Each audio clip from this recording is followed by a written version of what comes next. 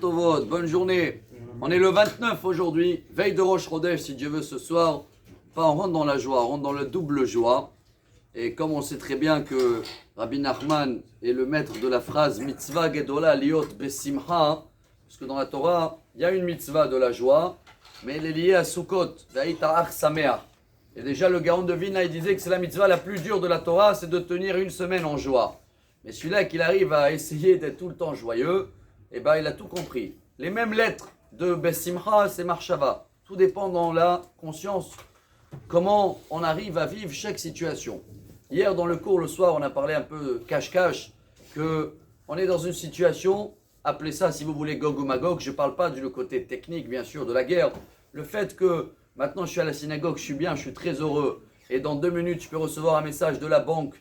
Aïe, du coup, je suis moins heureux. Et après une demi-heure, je reçois un message de mon frère avec une bonne nouvelle, je suis content. Et après 1 heure, c'était quoi? Le garage, la machine à laver. Le fait que toute la journée, je suis en cache-cache, zigzag, joyeux, non joyeux, c'est Gog ou Magog. À l'époque, tu te levais bien, toute la journée, il allait bien. Tu n'y avais pas de surprise, personne ne t'appelait au téléphone. Et même si tu ne voulais pas voir les bonnes nouvelles, le postier qu'il arrivait une fois tous les 2 semaines, tu le mettais de côté.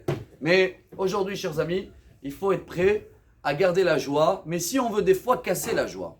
Et voilà peut-être le message du jour. Cette semaine, le 27, c'était la Iloula de Rabbi Haim Sinouani. Vous avez entendu parler de lui? Un des plus grands rabbins de Théman, Yéman. Après, il a fait la Aliyah, il a vécu à Yaoud, à côté de Tel Aviv. Il est décédé il y a à peu près une 40aine d'années. Et lui, il n'a jamais été au Kotel. Il ne voulait pas.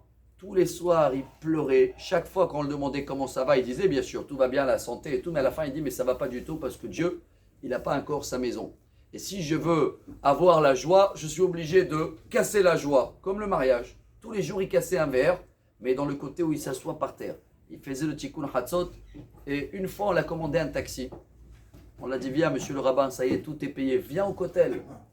Et il a dit, je ne peux pas. Tellement dans ma tête, j'imagine tout ce qu'on est en train de lire dans les parachiotes en ce moment, le tabernacle, on a vu comment il s'appelle Mashkon, Mishkan, Mashkanta, c'est le même mot, c'est hypothèque.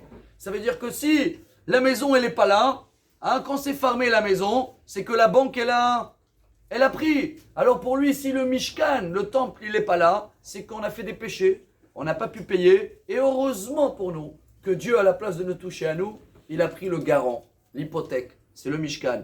Il ne voulait pas y aller, jamais, avec le taxi à Jérusalem, parce qu'il a dit non, moi j'attends d'y aller le plus vite quand ce sera déjà construit. Alors notre devoir, à partir de aujourd'hui, ce soir, c'est garder de la joie dans la marshava, peu importe tout le zigzag qu'on va avoir dans la journée, mais n'oubliez pas qu'il faut toujours casser la joie pour avoir une belle joie, c'est ça le secret. Et de quelle manière casser la joie? Se rappeler qu'il manque un petit peu, que la présence de Dieu sera dévoilée et non pas cache-cache comme en ce moment. Alors j'espère, Bezrat Hashem, peut-être ce soir avec le Chodesh Adar Bet, Abba Alenu Letova. Excellente journée, Besorot Tovot. Amar Rabbi Elazar, Amar Rabbi